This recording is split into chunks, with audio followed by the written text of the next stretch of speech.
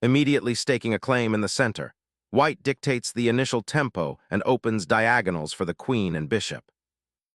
Nipping white's central ambitions in the bud, the knight immediately contests the d5 square and prepares for flexible piece development. Securing central space, this pawn advances to contest black's knight and prepare for queen's gambit intentions.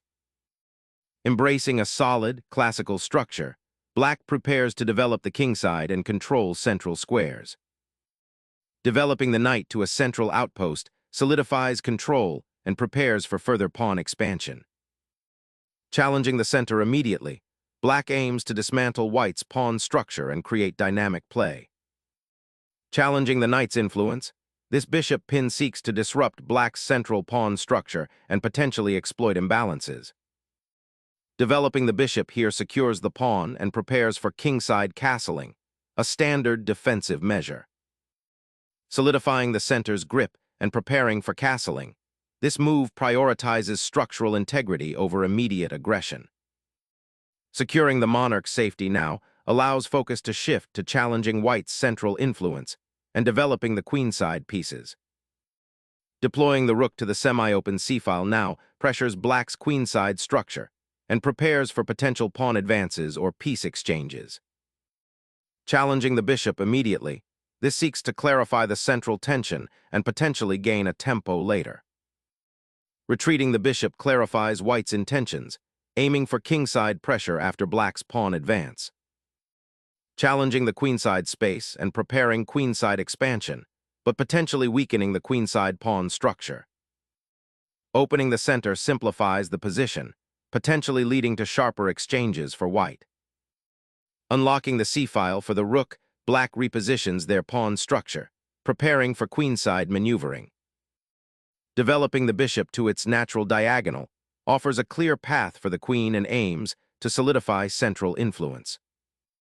Developing the bishop to its longest diagonal offers excellent attacking potential against white's kingside and supports the central pawn structure.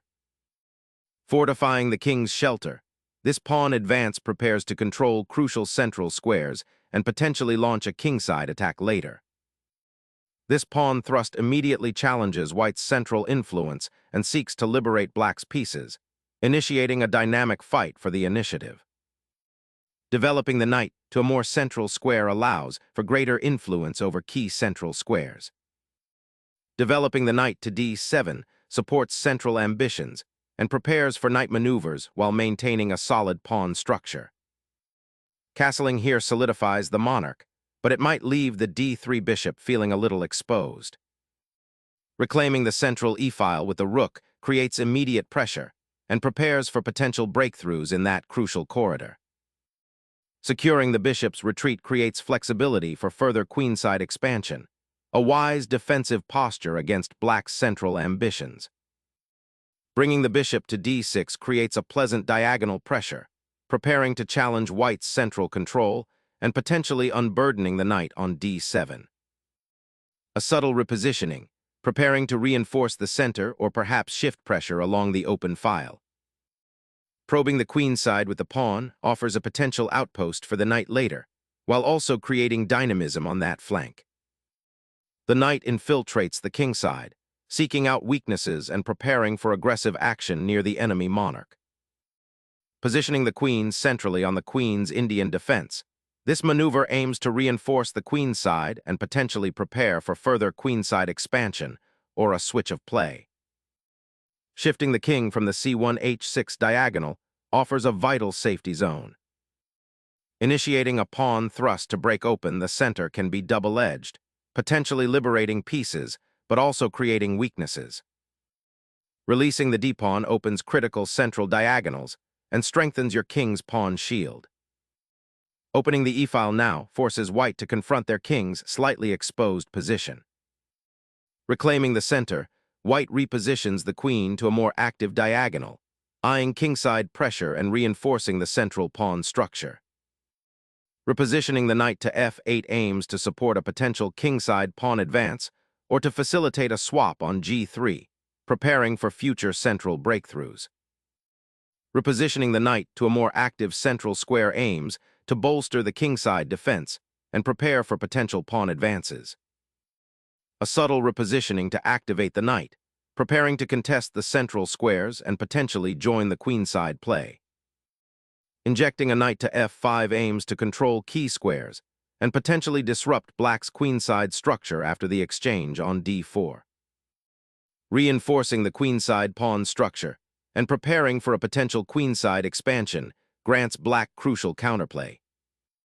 Refocusing forces towards the queenside, the bishop now eyes the pawn chain and prepares for a potential queenside advance or defends against black's counterplay. A quiet redeployment to the kingside, aiming to bolster the defense and prepare for a potential kingside initiative. Unleashing the queen creates immediate pressure on the queenside, disrupting black's subtle setup.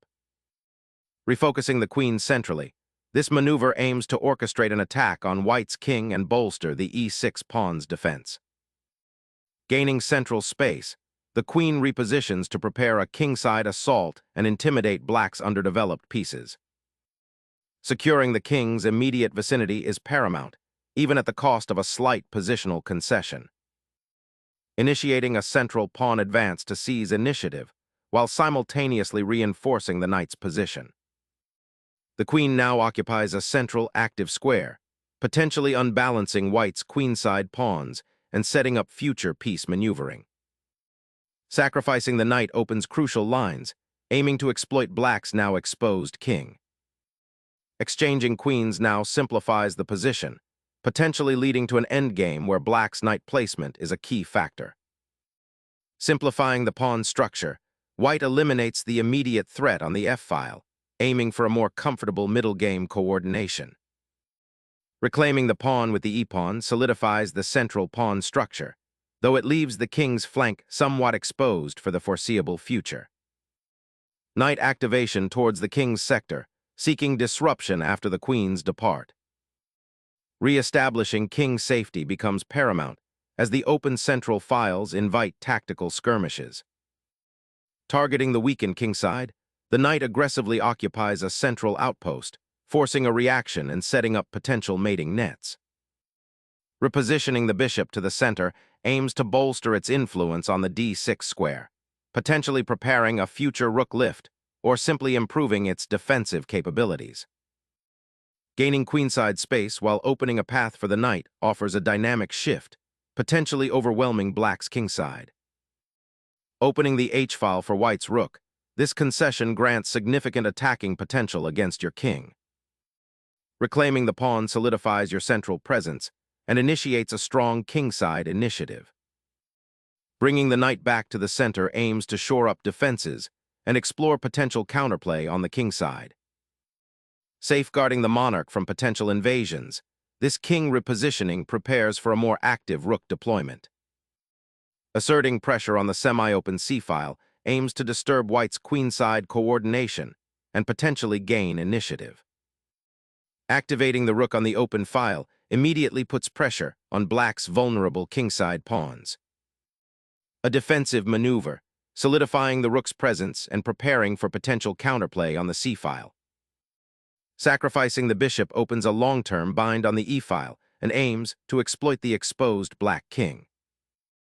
Doubling pawns on the g-file fractures your kingside defense, leaving it vulnerable to an onslaught. Unlocking the open f-file with the rook will relentlessly press black's weakened kingside defenses. A desperate check, sacrificing material to disrupt the king's safety and open lines. Reclaiming the attacking file offers a chance to consolidate after the exchange frenzy. Restoring the rook to the open file seeks to contest vital territory, preparing for potential counterplay. Securing the e4 pawn with this move aims to solidify white's central presence and prepare for a potential kingside attack, though it does leave the kingside slightly more exposed. Black seizes the queenside initiative, aiming to untangle pieces and potentially open a path for the rook. Consolidating rook presence on the open file while preparing to contest critical central squares. Seeking to activate the bishop and challenge the open file, anticipating a future queenside push. Targeting the d6 bishop with a tactical fork, creating immediate pressure and potential piece activity. consolidating the king to a safer square, anticipates further piece activity and potential pawn advances. Reinforcing the king's safety becomes paramount now, anticipating potential discoveries and supporting the knight's central presence. Unlocking the queenside pawn's potential, black bravely pushes it forward, seeking to disrupt white's pawn structure and gain space. Creating a pawn shield to potentially activate the rook on the kingside. Unleashing the queenside pawns creates vital counterplay and challenges white's pawn majority. Pushing the g-pawn creates immediate attacking space on the kingside, aiming to open lines against black's vulnerable monarch.